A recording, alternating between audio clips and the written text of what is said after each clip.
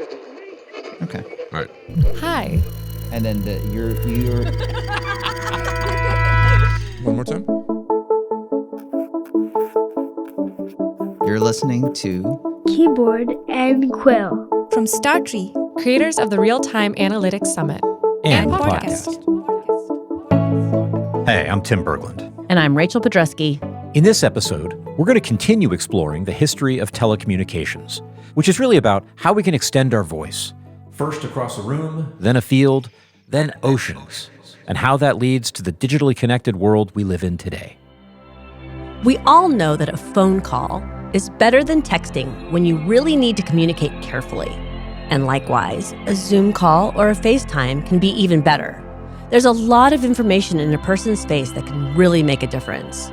So even by the early 20th century, figuring out how to send images telegraphically was a high priority. Yes, photography had been with us since 1839, since the very early days, experimental days of the telegraph. And by the time of the radio, around 1900, it was cheap enough to be available to middle-class hobbyists. Now, a guy named Daguerre, a French guy named Daguerre, often gets the credit for the invention of photography.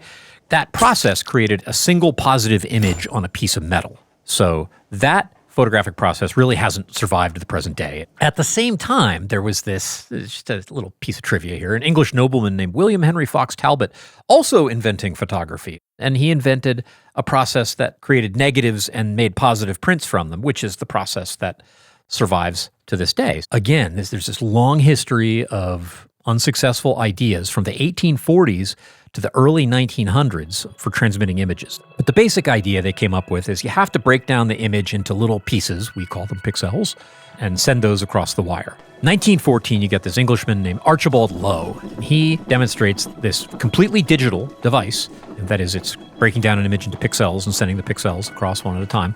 He called it the Televista. They used a matrix of little light detectors and this spinning wheel to digitize and send them over a wire, and another spinning wheel on the other end to send them out to the display. And this was widely recognized as like the next big thing. It was a big deal. It's a splash when he demonstrated it. The Times of London, May 30th, 1914. An inventor, Dr. A.M. Lowe, has discovered a means of transmitting visual images by wire. If all goes well with this invention, we shall soon be able, it seems, to see people at a distance. The Daily Chronicle, May 29th, the day before. Dr. Lowe gave a demonstration for the first time in public with a new apparatus that he has invented for seeing, he claims, by electricity, by which it is possible for persons using a telephone to see each other at the same time. So to see people at a distance and using electricity are the keys here. Remember, telecom is about transcending the limits of our vision and hearing. We've figured out how to move electricity around, and we're in the process of figuring out how to move back and forth between electricity and radio waves. So this is a big win. Many early television ideas used spinning discs to digitize the image for transmission over a wire. This is yet another case of the early days of an idea being littered with failed attempts that were the best that we could manage or the most original that we can think of at the time. It was in 1928 that WRGB began the first television broadcast in Schenectady, New York. That saying, the history of TV is way too complex to cover. We invented a bunch of crappy ideas first and then settled into a useful black and white standard. Later we added color. It was great. So now we've got data. The telegraph. We got voice. Radio and telephone. And video. Television. Yeah. Now, video phones were prototyped at various times. It was a science fair experiment. And we see this kind of tension between wired and wireless. It seems like it's always easier to make wired work. It tends to come first in the history of these things and go faster and have higher quality. But if we're talking about a subscriber service where every home or office has to have a connection, running all those wires is expensive. And we ran them for the phone network. That had been done by this point. And then you might do that and find that they don't work too good for a new kind of thing. And we're getting better and better at building radios and better at understanding high-frequency electronics throughout this time period, 20s, 30s, 40s. By the way, a lot of this work is happening at Bell Labs. So the phone company in the United States is a state-supported monopoly. There's one company that can provide phone service. with regulated rates. And as a result, they were able to have earnings such that they could fund this amazing lab. All kinds of basic science and mathematics research happening out of Bell Labs in the middle of the 20th century. So around this time, getting better at electronics, vacuum tubes are working great. People began to experiment with so-called microwave transmissions. Can you give me a quick definition of what a microwave is? Rather than like microwave that I use for heating stuff up. Yes, it's electromagnetic radiation, so a radio wave. Very broadly, you could say that the frequencies from 300 megahertz to about 300 gigahertz, you could loosely call those microwaves. So they're fairly high frequency radio waves. So yeah, these early antennas that like Marconi and these folks are using, they would broadcast a signal uniformly in all directions. The microwave stuff that people started working with, these were directional. You'd have like a dish and you'd point it in a direction. Now, World War II happens in this space. Radar is causing all kinds of advances in our understanding of antennas and microwave electronics. And this becomes a way of connecting these long-distance voice connections over distance. But you're at the point now, by the 1950s, where AT&T has built a series of point-to-point microwave relays that carry long-distance traffic and TV broadcasts across the country. The cool thing here that's happening with microwaves is that because of their high frequency, and just kind of take my word for it here, you can cram a lot of information on them. So you can have a microwave link that has 240 voice calls at the same time. That's a number that comes up a lot. The bummer was that line of sight forced all the relay stations to be up on towers, and you had to have a lot of them connecting in a row to cover long distances.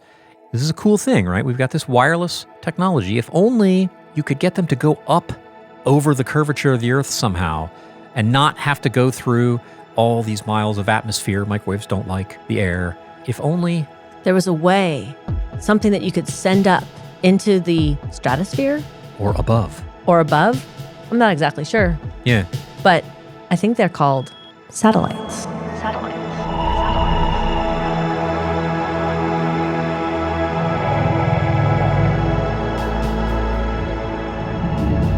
So actually, this idea of the communication satellite is credited to, and this was news to me, this was really cool, the sci-fi legend Arthur C. Clarke in 1945. He actually proposed putting a microwave relay in place in geosynchronous orbit, or at an orbit that at a distance such that the satellite moves at the same rate as the Earth spins. So it would appear as you looked up, if you could see the satellite, that it would stay in the same place all day and night. Good idea. Yeah, and the first active relay satellite was designed and launched by AT&T in July of 1962. It relayed phone and television traffic. It was not geostationary, so the ground stations had to actively track it as it moved across the sky. But on July 23rd, it was the first TV broadcast across the Atlantic.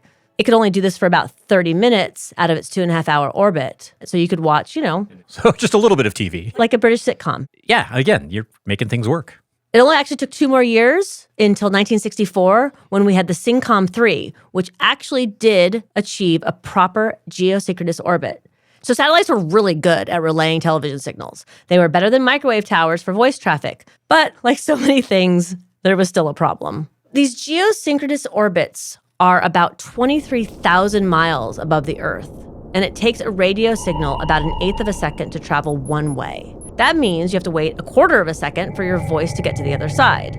Then they hear you, think, and respond, and it takes 1/4 second for the response to get to you.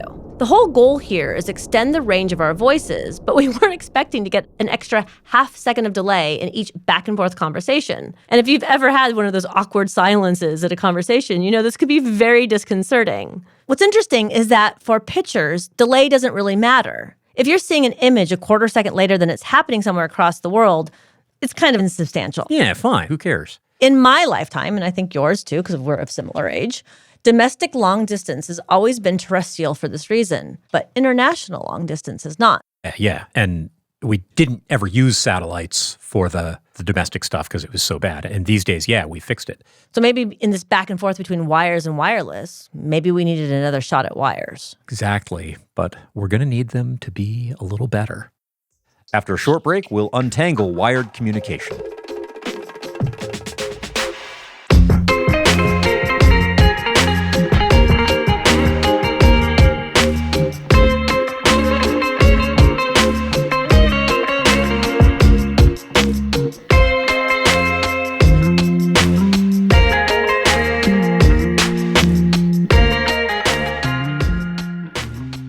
Rachel Pedreschi. I'm Tim Berglund. This is Keyboard and Quill. We're going to keep going with our show on the history of telecommunication with wires. Now, the idea that you could bend light through a tube of something, that goes back to about the 1840s. Physicists were showing that light could bend through a curved stream of water. You didn't have really good glass fibers for this purpose until 1953, and there wasn't really a way of switching a light source on and off in a way that worked until 1961, when you've got lasers. That's the first transmission of a signal through a fiber using a laser, which was a brand new technology. So the concept of fiber optics is on the map, 1961. Now, lasers were still pretty big and bulky at that time until the invention of semiconductor lasers in 1970, which led to laser pointers, which led to all manner of abuse of cats. I don't think it's abusing cats. My cats love me playing laser pointer. Do they like it? Okay, I'm not a cat person. I'm allergic to cats, in fact. I always assumed that they were frustrated by it. I think any more frustrated than any toy that moves out of their way as soon as they get there. Okay, but it's good. Good. All right. Well, I feel better about that. The first voice traffic sent through a fiber optic cable using a laser happens in 1977 in Long Beach, California. We're getting to kind of recent things. I mean, that's in my lifetime. For sure, mine too. Yeah, it's so much had to happen first. Now, fiber optics were a digital-only technology. These other things all started, voice, telephony, radio, all these things started as analog. Satellite switch phone calls up to this time were analog things. And fiber was really built out as a part of the telephone network. So hang on a second. When did voice become digital? Well, there were experiments with this in World War II of doing a thing called pulse code modulation, which is where you have a little device that just samples your voice a few thousand times a second and turns it into a numeric code. That didn't really go anywhere in World War II. There were new experiments in the early 60s, but electronics, the state-of-the-art in electronics, really wouldn't let us do that well until some semiconductor innovations in the early 70s. And all of a sudden, PCM, pulse code modulation, is practical for telephony. So increasingly, voice traffic transmitted over trunk lines, those were the lines between exchanges, long distance or medium distance things, those are starting to become transmitted as digital signals. Now that you've got that digital traffic in the phone network, it's really ready for fiber optic cables. By 1980, AT&T starts building a nationwide fiber optic backbone that can run at 45 megabits per second, Rachel. Ooh. Right? Yeah, if that was your download speed on your cable internet, you'd call the provider and be upset with them. That was the connection between nodes in this network. It's quaint by contemporary standards. I definitely have some friends whose Wi-Fi runs at about that level, and I keep telling them, that's not right, that's not okay. But at the time, it's amazing. Sprint comes into existence at this time. This whole new regulatory changes allowing new long-distance companies to serve long-distance calls, and their whole value prop is all fiber, all digital network. I didn't realize that's why Sprint existed. Neither did I, but there you go. So the satellite stuff that was solving problems we were really excited about, fiber's competing with that. If you could stretch a fiber under the water, why would you use satellites anymore? Well, we've talked a lot about wires stretched from Europe to the United States. We started with telegraph wires and then telephone wires. Then we just avoided it with satellites. So when did we get transatlantic fiber? I'm sure it's happening. It has happened. It happened in 1988. By 2000, copper, that pair of copper wires, you asked at one point, is that pair of copper wires still around? It is if you have a landline. Right. Yeah. In telephony, people call that the local loop. And at this point, 25 years ago, by that time, those copper wires were pretty much just the local loop, your landline connection to your central office. Everything else was fiber, with microwave systems being rapidly decommissioned at this point. And satellites used for lots of things, but usually not voice, because that was a pain. It's going to become a fiber world. So I guess what I've missed in this is fiber just seemed to come out of nowhere. Yeah. Was it just because the copper wires weren't able to do these transatlantic calls? What was the use case that What's driving this right. crazy adoption? I think the answer is data rates, because you had lasers driving them. The loss characteristics and noise characteristics of that signal through the fiber were so dang much better than what you could get through any wire, that for the same cost of digging a trench and laying a thing in it, you could just carry much more signal over that. And it was so compelling that everything else just got pushed out of the way.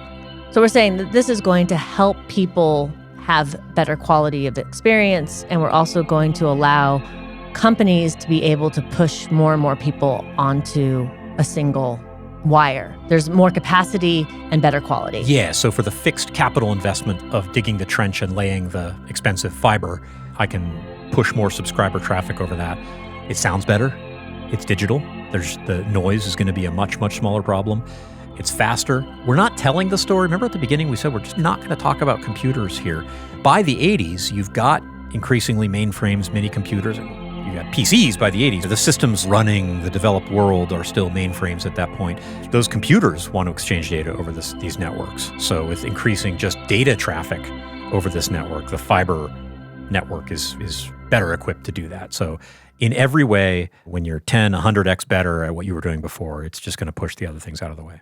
So you can say that fiber is what ushered in the age of the internet. I really think that's true. Yeah, I think the kind of data that we move around, the technologies that came before fiber just would not have been possible. And nobody was really thinking the internet when they were building out fiber, but it was a nice thing that was in place that we used when the internet came around. But I think wireless technology at the same time was also improving. After a short break, we'll pick up the mobile phone. But first, let's invest in our show's future. At the tone, please record your message. Hi, this is Anya from Milpitas, California. Keyboard and Quill is made possible by StarTree, host of the Real-Time Analytics Summit, an annual conference that brings together professionals in the data space to discuss harnessing actionable insights from real-time data. Join us to learn, teach, connect, and have an amazing time with the best community in the user-facing real-time analytics world. Register now at rtasummit.com. I'm Rachel Pedreschi. I'm Tim Berglund. This is Keyboard and Quill. We're going to keep going with our show on the history of telecommunications with mobile phones. And this whole thing, like you say, talking about internet and all that, this is all going somewhere, and we should get there now. Well, where do you feel that it's going? I think it's going to mobile phones. Right, because we've had all these advances in wired technology. We need to have a similar advance in wireless technology. Yes, we do. So we didn't end in satellites. Telephones, though, were fundamentally wired from the start. You mentioned a local loop of 2 copper wires, which provides our landlines and connects us to a central office. That office would then provide a dial tone and interpret dialing instructions to switch your calls from one subscriber to another. But what happens if you wanted to talk on the phone when you weren't at home? Maybe in your car, maybe just out and about. And you didn't want to use a public phone because maybe you didn't have a dime or a quarter, or there just wasn't one. Or you just didn't want to. Just didn't want to, because honestly, they were gross. Anyway, to use a telephone when you're out and about, that would require a radio link. And this was done starting in, actually, 1946. That early? That early. The mobile telephone service was rolled out. It was 80 pounds of gear, often installed in a car. I hope. The calls were operator assisted. So there was no more than 32 channels across an entire metropolitan area. And the operator had to help figure out which channel to assign a call to. You can imagine the system not scaling particularly well. Yes. I say I'm in Denver. There could be 32 calls, but you're making these people carry 80-pound bags around. Yeah, how many people are willing to carry around 80-pound bags? Right. 32. Apparently. Anyway, this is a tricky problem to solve. You need a little device to talk to a central station somewhere, but you can't have it transmit with too much power, or you're going to fry your brain. Mm-hmm. And the battery would be too bulky. Yeah, batteries were not very good. You also need to figure out how to have more than 32 channels, or it's not going to be very cost effective. Right. Remember how we were talking about microwave links and how they were directional with the satellites pointed? Mm-hmm. But lower frequencies were not. So we probably want to use those lower frequencies to transmit wireless phone calls. But at those lower frequencies, we don't have as much room for separate channels. Yeah, like I was talking about when they went to microwaves, they could all of a sudden, there's 240 channels on this link because it's a high frequency, and we're just asking everybody to take that on faith. Down here, we don't want the high frequencies, so we don't have the room, so we're hosed. But we don't, because we have an answer called cells. And we're not talking about biological cells or prison cells. We're talking about, instead of one central station spread a bunch of little radio stations all over a city and give the mobile radiophone the ability to hop from one cell station to another. And this was actually first launched in Tokyo in 1979. And it's actually still in use today. I don't know if you've ever had this situation where at the same place next to your best friend's house, your cell phone signal always drops out. That's you moving from one cell to another, and not well. Not saying that this happened from personal experience. No, that doesn't sound like an oddly specific story at all. No, not at all. And there are a few advantages to this, right? Because of the cell system, you don't need the mobile device to transmit as much power because its tower is going to be closer. And batteries were terrible. That's a good thing. You can reuse spectrum between cells. You don't have just the 32 channels for the whole city. You have 32 channels for this little, 2-mile radius or whatever. If we want to relate it to today's technology, this is 1G. This was first generation technology. Analog cellular telephony. So you can think Stephen Wright, his one-liner, 1G. There you go. Sergeant Murtaugh in Lethal Weapon, he's got a mobile phone. He's sitting on an overpass talking to the police psychologist, and it's this big case that he's carrying with this handset connected to it. That was the technology. 1G. 2G, or second generation gear, arrived in 1991, and it used all digital voice transmission and much smaller devices. So instead of one of those big bricks, you had a smaller brick that you put to your ear. Yeah, could conceivably fit in your pocket. And this is when cell phones started to become popular. I think my family had their first cell phone in 1992, actually. So my dad was an early adopter. That is. I didn't get, in early 90s, that's early adopter. I didn't get my first 2G phone until 1999. Wow. Yeah. I was curious. I looked up what mobile penetration in the U.S. was in 1999. 34%.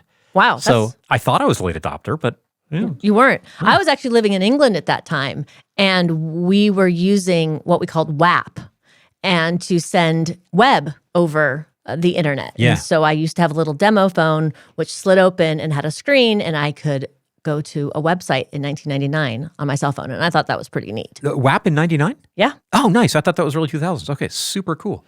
But there wasn't a lot of data that we could transmit. Other than the ridiculous WAP. Yeah. I remember just sitting there trying to demo it going, I don't know, is it the server that's slow? Is it my phone that's slow? I have no idea. Probably all of it's slow. But what it did is it sparked people to want to access the web from their mobile devices. Access emails, calendars, all of that was much easier if you could do it on the web. And yeah, from the advent of the internet, a story we're not really telling today. It's a thing that either we remember or it's a thing we live with.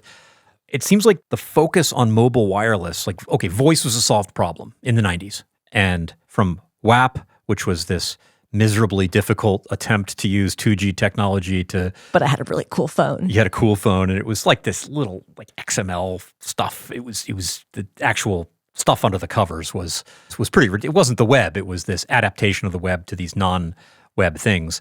The whole story from that point is more data, faster, more of the internet in your pocket. It's where we're going. Right, and so data is still the problem today.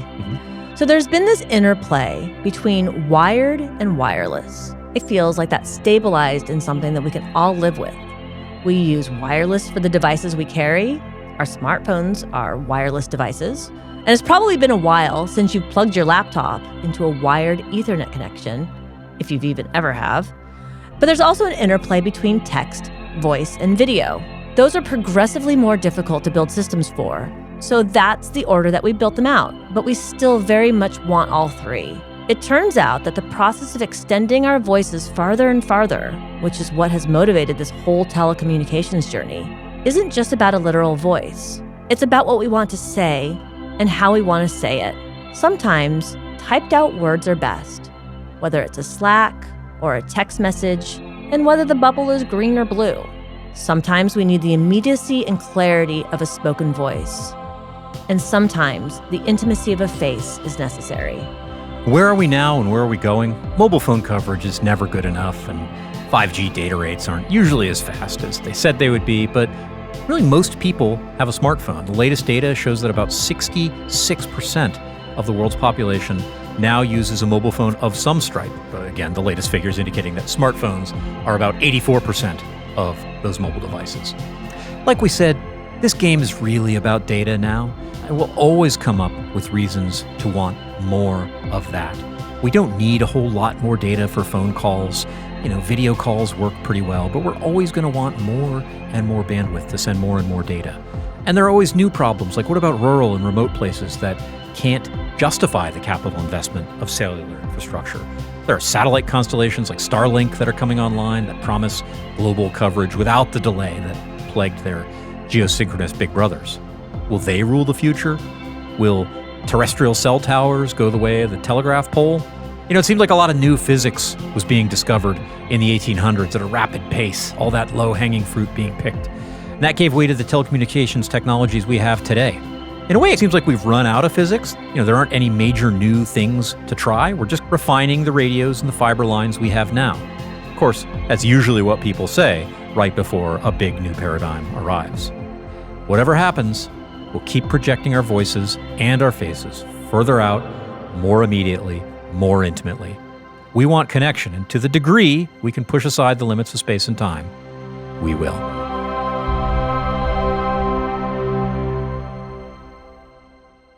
Many thanks to Dr. Mara Mills from NYU. You can find links to her work in the show notes. Also, thank you to Coastal Kites for the music you heard in our interlude. It's available on Spotify and Apple Music. Our show is produced by Peter Furia, Noelle Gallagher, and Tim Berglund. It was written by Tim Berglund and Rachel Pedreschi. It was edited by Noelle Gallagher and Peter Furia, and our amazing original music and sound design were created by Jeff Kite of The Voids. Keyboard and Quill is made possible by StarTree, hosts of the Real-Time Analytics Summit.